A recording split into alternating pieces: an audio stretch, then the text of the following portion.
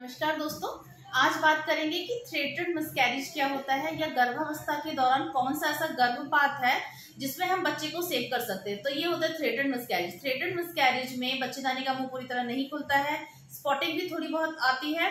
और जब ये थोड़ी बहुत स्पॉटिंग आती है उसी टाइम अगर आप तुरंत अपने गायनेकोलॉजिस्ट के पास जाएं तो वो कुछ हार्मोनल इंजेक्शन और टैबलेट्स देके आपके बच्चे को सेव कर सकती हैं।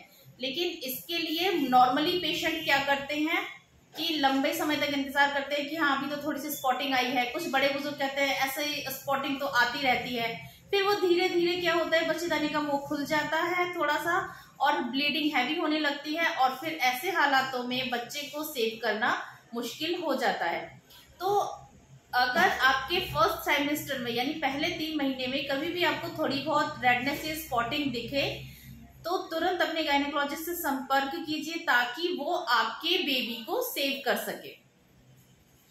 सेकंड चीज, जो गर्भपात हम नहीं सेव कर सकते हैं ये इसमें कई टाइप्स आते हैं, जैसे कि इनकम्प्लीट अबॉर्शन। इनकम्प्लीट अबॉर्शन में अपने आप सम ऑफ क्रोमोसोम्स की कमी की वजह से या कुछ ऐसी नेचर की टेंडेंसी, मतलब आपने कोई गर्म चीज खा ली, कुछ भी ऐसा अगर होता है या आपने कोई भारी वजन उठा लिया तो बच्चेदानी का मुंह खुल जाता है, तो बेबी का आधा पार्ट आउट हो जाता है और आधा वो रह जाता है आपके बच्चेदानी में।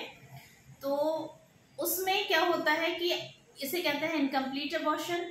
इसमें आपको अपनी गायनेकोलॉजिस्ट से संपर्क करके उसे दिखाना चाहिए कि इसमें किस तरह से वो बाकी की क्लीनिंग करके आपको सेव कर सकते हो, क्योंकि फिर उसमें हैवी ब्लीडिंग होती है तो इसमें माँ की जान को खतरा हो सकता है। तो ऐसे में अपने गायनेकोलॉजिस्ट से जरूर संपर्क करें, खुद अपने आप कोई मेडिसिन आप ना लें।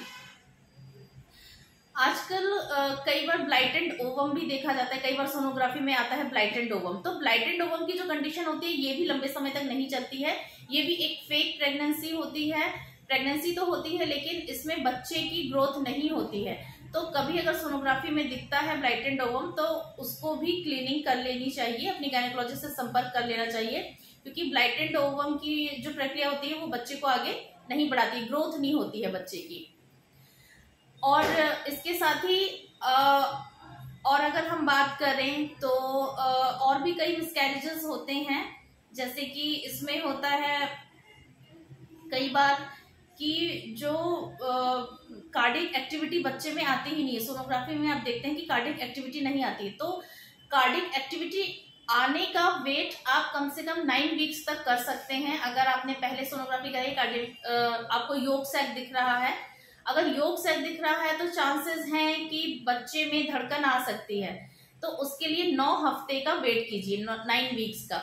अगर 9 वीक्स तक भी आपके बच्चे में धड़कन नहीं आती है तो ऐसे बच्चे की भी ग्रोथ आगे नहीं चलती है।